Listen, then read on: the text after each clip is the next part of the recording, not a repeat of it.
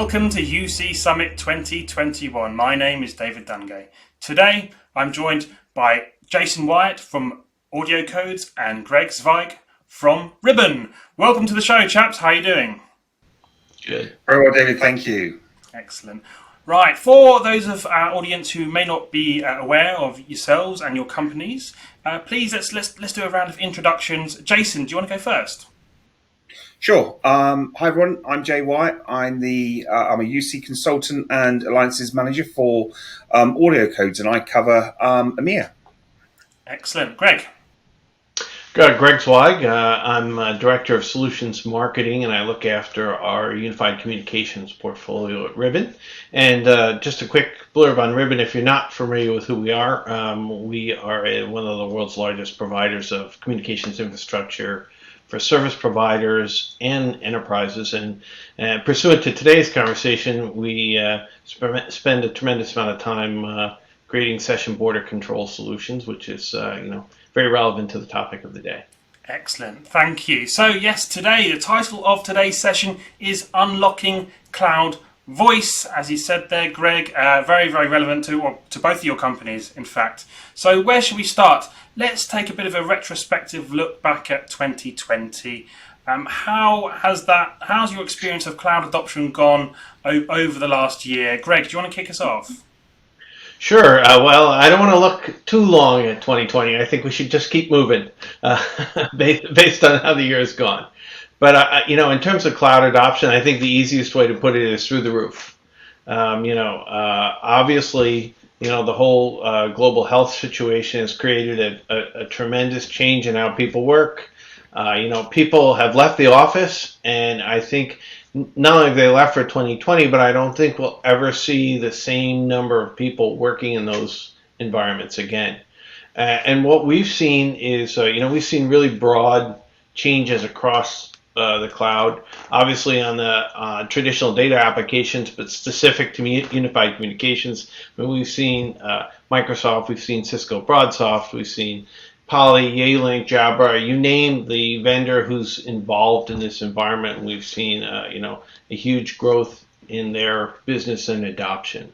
I think maybe the most interesting thing, though, maybe a few days ago, CompTIA, who's brought a survey out here in the U.S. It's maybe only a day or two old, and it was fascinating if you look at the graph, because they did a pre and post COVID-19 survey of where people were working and then where they thought they were going to be working in the future. And what was really interesting was to see, and I'm just looking at it over here on the side, is that they said, what's the split basically between employees, office, and remote? And they said that basically in previous days, 7% of people spent equal time remote and in the office, and they expect in the future that's going to be 29%.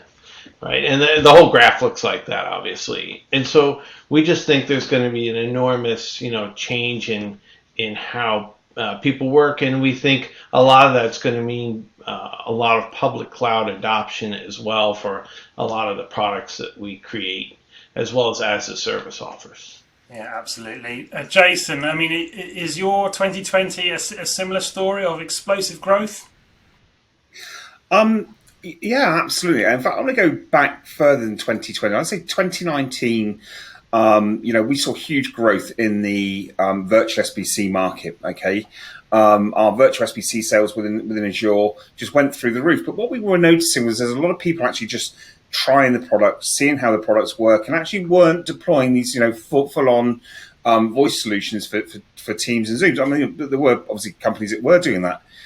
Then obviously we have the advent, as Greg pointed out, 2020 with the pandemic.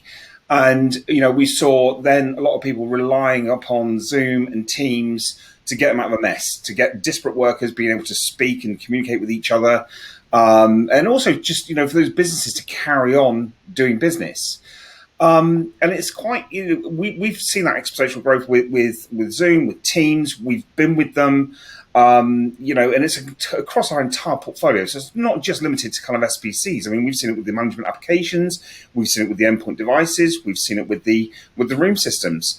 And in fact, whilst COVID's gone on, we've actually brought new products to market to cope with this exponential growth that we're experiencing in terms of direct routing as a service, where you can just consume direct routing on a per user per month basis, because we've seen huge growth in that as well, across, again, all of our global markets. Then kind of we've had this lull in between where everybody seems to sort of come off lockdown in kind of July, August. And then we kind of had a lot of consultancy going on then, where companies were saying, okay, we've done this, we've put an SBC in place, we've now, we're able to talk to each other.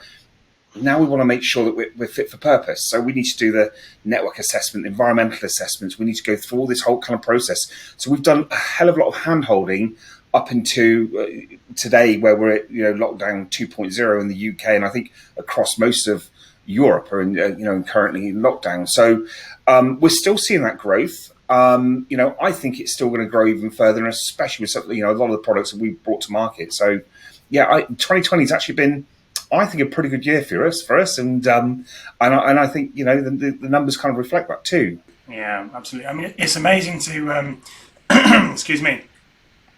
It's amazing to see that maturity in those decisions. It was a mad scramble back at the beginning of the year. You're right. Yeah. But companies are asking themselves those questions now. Those, am I fit for purpose? Which is great, and it's only going to bring more opportunity to this market, which is brilliant. Let's talk about the approach now. Has the approach changed? We talk about people are going for that.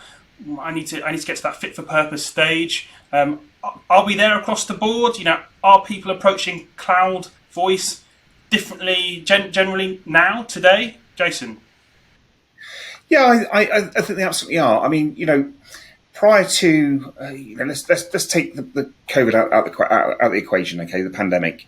To implement a cloud UC solution, okay, there's a process that you need to go through. I mean, obviously you need to do your environmental assessment, your network assessment, to find out what you've got, how you're using it, how you can then take that in a logical way to the cloud, okay, without disrupting the one thing that you're trying to improve, which is communication. That's always going to be a difficult feat, and sometimes for some organizations, certainly the large enterprises, that's not a short process. That can take anywhere from 1 to 3 years even, to implement that for all employees. So it's a long process. Now, when we did see the outbreak at the beginning of the year, there was this mad scramble, but it wasn't that they were just suddenly throwing SBCs at Teams and saying we want to give put PSTN breakout for our Teams users or our Zoom users. What we were seeing, they were just implementing those products because they had them. They were there. They could use them. They're off the shelf. And then they were going, right, okay, how do we now voice enable for this chunk of users or for this chunk of users so they can actually continue with their jobs in a normal kind of fashion? We've even seen organizations buying their employees desk phones, buying them new equipment at home so they've got their proper office desk at home and what they're used to when they're actually in the office. So we've seen all this kind of happen, and like I said, I mean, there's been this now almost reverse flip where it's okay, we've done this. Now we need to take stock of where we are, where we're at, and actually, does this fit in with the bigger, operational requirements of the business? Have we jumped, forward too much, or do we need to take a step back and look and decide what we're going to do next? Yeah, it's interesting. Have you seen some businesses maybe jump a bit too far forwards on that journey before they were ready? I think, we've been banging a drum for quite some time about cloud UC, and it's just a shame it takes something like a pandemic for a lot of businesses to sort of go, oh God, we need to do this. We need to get something in place really, really quickly. There has been a huge jump, but then what organization wouldn't? If you want to stay in business and you want to still be in existence after this pandemic is over, you've got to make changes, and you've got to make them really, really quickly. If you haven't actually got on board with that and had some kind of, almost like a disaster recovery plan in place that you can rely on, it's going to allow your users to work from home. Yeah, Greg, what's your take on the approach now to cloud voice? Well, I think we've seen a few things. A lot of what Jason mentioned, really, I think is very, very common.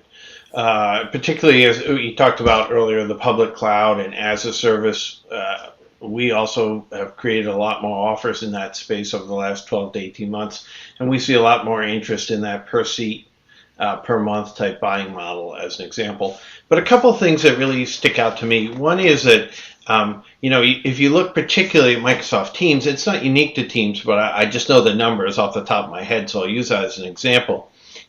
November 2019, Teams had roughly 20 million daily active users. November 2020, I think they last quoted 115. You can guess it's pretty close to 120 million.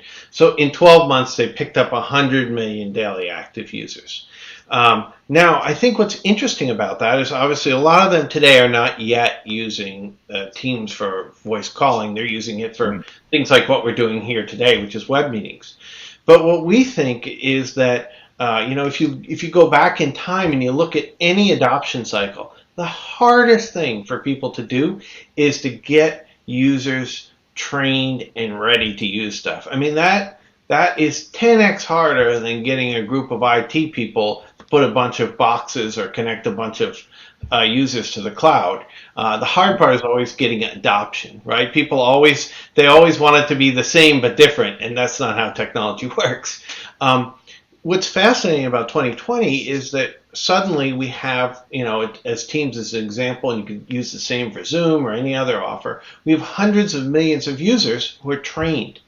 And I think what we see is that CIOs and IT managers are looking and going, hey, I finally fixed one of the kind of problem that would normally take me 2-3 years to solve. I've got all these people who basically, they may not all be experts, but they basically know what's going on. And so as a result, what else can I do with this? And I think we see, particularly with products like Teams and Zoom, people are saying, hey, why don't I use this as an opportunity to get rid of my legacy PBX hardware? And particularly, we think that's true in the Fortune 1000. They're the ones who have the hardest time migrating. We talk about this migration to the cloud, and we make it sound like, oh, you just flip a switch and everything goes. But the reality is, if you're a big company and you have a big investment in, if you pick the company, Avaya, Cisco, Mitel, you not just have a product, but you have it integrated into business processes. People forget, I've got the emergency phones around my campus parking lots. I've got, elevator phones. I've got legacy stuff all over the place. All of those things have to be migrated, and they have to figure out, because people don't expect them to stop working, right? 911 or 999 in the UK.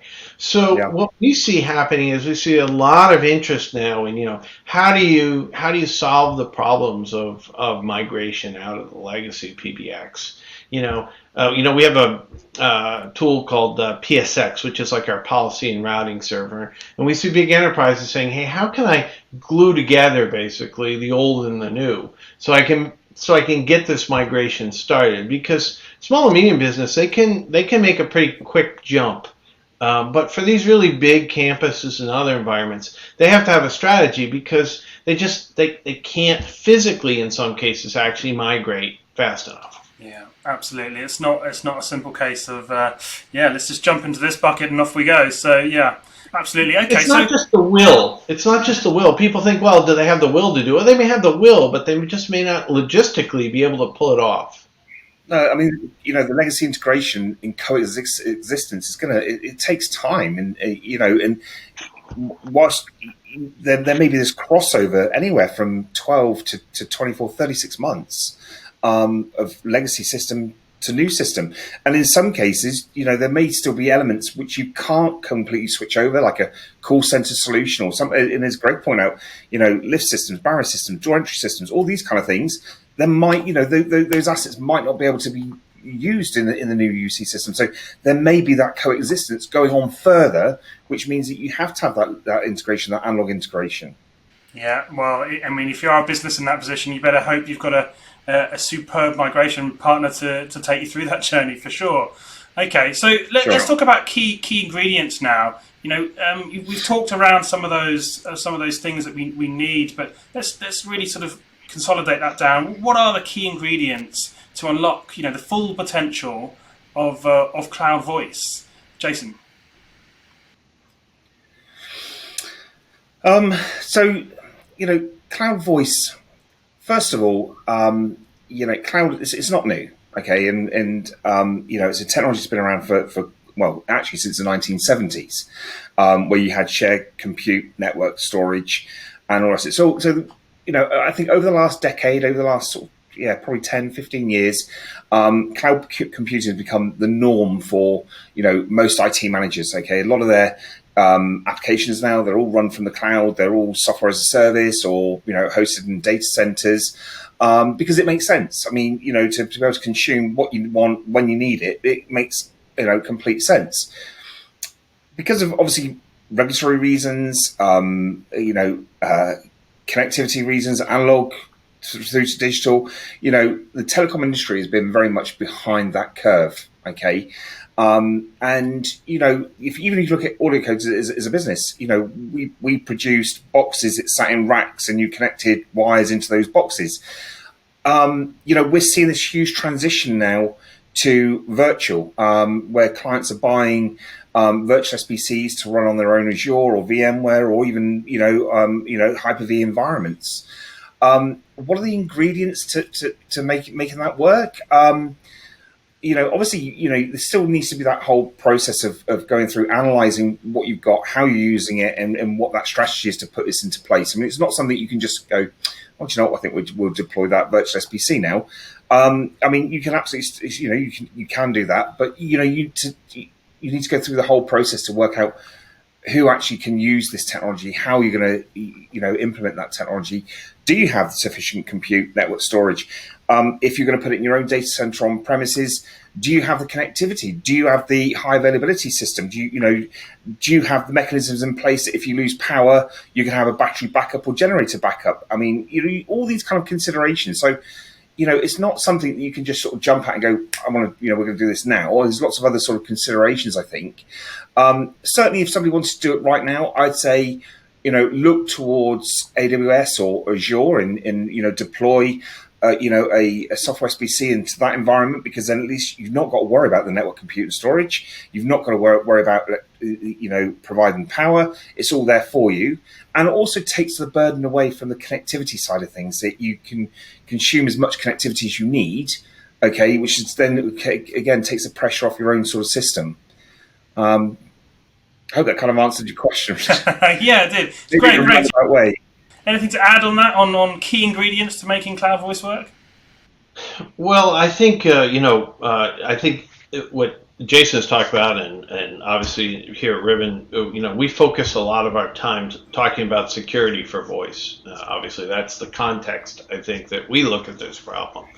And there's a couple things. One is, I think, when we talk about voice security, I think, and this is maybe we're all to blame for this, but most people think about toll fraud and all those types of things. Somebody listening to my conversation, and that's absolutely a function that something like our session border controllers are focused on. But we also recognize that as more and more people work from different places, and as we connect in different ways, we really need to start thinking about communication security as not just protecting the communications network, but also protecting the entire data network. I say one of the kind of ironies is a lot of IT managers and CIOs are very focused on, protecting their data and their data network. Kind of like you go up to someone's front door of their house and you see bars on the windows and plywood screwed down and so on. The problem is that if you ask them about their voice security, they don't really know. And I always use the analogy, it's kind of like going around to the back door and finding it ajar, right? Because no one's really paying attention. They've put so much effort into the front door, they don't realize that they haven't secured the back door of the house and can just walk in. So one of the things that we're really trying to make our customers recognize is that security is really holistic, and that you need to make sure that you've secured the communications network so somebody can't use it as an ingress or an egress to the right. It's all connected now. There is no voice network and data network, right? It's one network. And you need to secure every way in, and we have one of the points of ingress. So you've got to have a robust solution there. And the other thing is, we think that it's not just a box sort of thing. Certainly a session border controller is a kind of a key part of that. But we also think you need to look at some of the other scenarios where you proactively manage security and you connect the voice, security assets to the data assets, and you start to monitor everything together. In terms of where you do that, certainly I think, as Jason said, it's the public cloud, AWS and Azure make that exponentially easier than they used to be. But we also recognize, there are very good reasons why people have, as we talked about a moment ago, legacy PBXs and other assets where they need connectivity. If they still need to use hardware, they want to use virtualized software. If that's the right solution for them, then that's what they should do. There's no, it's just choices. I mean, everything has an upside and a downside, but the reality is we can deliver that in any package that somebody wants that fits kind of their environment. So, Jason, that view on security, I mean, how far is that voice security up the list of concerns for your customers? Of course, massively so, David. I mean, Greg's absolutely right. Where we've got this convergence of technologies of data and voice, okay, now sharing one network using the same, copper cables, you always got those points of ingress that you've got to be concerned about. So you have to take security, or have that holistic view of the security measures you've got to put in place.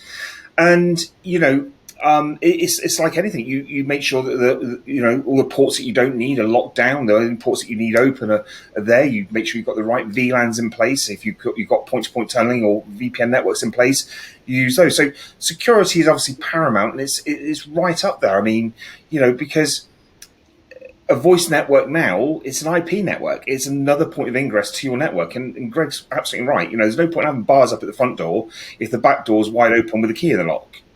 And it's still, again, like compliance. I mean, compliance is another sort of area that needs to be given specific focus to make sure that what you're putting in place does comply with any kind of regulatory requirements that your organisation may have, whether government-wide or whatever. Yeah. Okay. Well, let's look ahead now. It's it's a hard task in the current environment to predict what's going to happen. Perhaps in cloud voice, it's one of those areas which are slightly easier to predict. What do we think the next 2 or 3 years holds for this type of technology, Jason? But certainly for I think it's actually a global issue where we've got kind of PSTN networks being shut down, moving over to all IP. So the next 2 to 3 years, a lot of organisations are going to have to move forward with this kind of technology, and I think it'd be quite short-sighted for any organisation, especially with what's happened in 2020, to go, do you know what, we're going to buy a hardware SBC, or we're going to set up our own virtual environment and run our own virtualized SBCs on premises with one power supply and the standard kind of internet connection. If anything like this happened again, they're going to be back in the same boat. They're going to have users working from home with no connectivity, no way to communicate with each other. So going forward, it's a bit of a no-brainer, isn't it? To go, okay, we've got to adopt this technology. We've got to move over from PSTN to SIP-based telephony. So let's deploy a software SBC in a data center in the cloud, which offers a high SLA. So it's always going to be on, always going to be there, always going to be available, and you've never really got to worry about it again in terms of the technology that underpins it. That's the way that the computing has gone. That's the way that people are now deploying applications. I mean, we don't really think about kind of mail servers anymore, or even CRM applications. I mean, these things are just consumed from the cloud, and we kind of take it for granted. And especially with that kind of millennial generation that's coming through as well, that, it's there. Why doesn't this work? I don't really care about anything else. It just needs to be able to do the job when I want to do it, and I don't really give a damn about what's in the background, the number of LEDs or the number of coloured wires that it's got. I just want it to work. Okay, so that is where we're moving to. We're moving to that more subscription model. In every walk of our lives, whether that's watching a movie, downloading some music, or playing some music. Everything's on a subscription model. Everything's going to be streamed. So, it's certainly the way that the telephony is going to go. And if it's going to stay up there with, certainly the mobile networks, then that's the way it has to go. Yeah, absolutely. I think anyone with children can relate to that. I've got 2 young children, and they're subscribed to a whole number of things. And when that generation hits the workforce, it's only going to be one way, I think. So, Greg, what's you get your crystal ball out for a minute and tell us what's going to happen in the next 2-3 years. Well, if I was really good, I'd be investing in the stock market, right, instead of this conversation. But realistically, I think we're absolutely right. If you look long term, it's all going to be headed to the cloud. But the one thing I will say is that I lived through. I was very involved in the original migration from TDM to IP. And I chuckle when I can go into a hotel today and still see a 20 or 25-year-old PBX in use. It's not even IP, let alone cloud-based. And so the one thing I always say to people is it's always a longer tail than people expect. Now, that doesn't mean that it's not happening, but we have to appreciate, and I think it'll happen much quicker than it happened. The TDM to IP migration happened because I think the economics are better.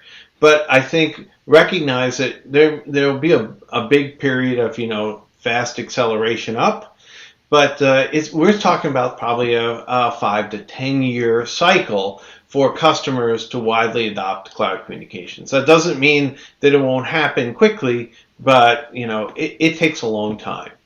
I think we're going to continue as that happens, and Jason touched on it. We're going to continue to see the amount of hardware acquired, the number of desk phones acquired. It's all going to drop, obviously. I think a couple other things is that today, we think of dial tone in most business environments, and we think of it as a last mile attribute, right? You bring it down into your office, and and it goes off to some asset. Obviously, as we move to all these cloud services, and this is particularly important for our service provider customers, and we have a lot of big carriers still. Dial tone is going to move directly from cloud to cloud. There's no reason for it to take a shortcut into some office in London and then go off to some cloud somewhere. It's going to move cloud to cloud, and when that happens, it's very interesting because it means that we'll no longer have the risk, say, of a backhoe coming and digging up the fiber connection into your office, right? Those kinds of things are going to change, and that's going to drive sort of the whole economics and the whole way we think of the PSTN today. I think, and then last but not least, just sort of a quick change. One area that I think from a technology standpoint that we don't see UC doing much with, but I think we'll see it change, is we don't see a lot of SMS integration today in all of these tools that we have. They're all great at doing their own IM and chat and services like that, but they're actually pretty poor at giving you an easy way to talk to somebody third party. You have to pretty much make a call, or they have to have your UC mobile app on their device to connect. I do think that you'll see all of the cloud UC vendors at some point here make a move and pick up some sort of an SMS type migration. It's a little tricky because of some of the costs involved for them, but I think we will see that. And pursuant to the discussion of children, I can't see how younger workers who are coming into the environment will accept the fact that I can't send a text message, on Teams or Zoom or, Ring Central or whatever it is. Yeah, I think you're absolutely right. Okay, well, look, Jason, Greg, thank you so much for joining me. David, thank you ever so much. Thank you, David. Appreciate it. And thank you for watching. You've been watching UC Summit 2021. My name's David Dungay. See you next time.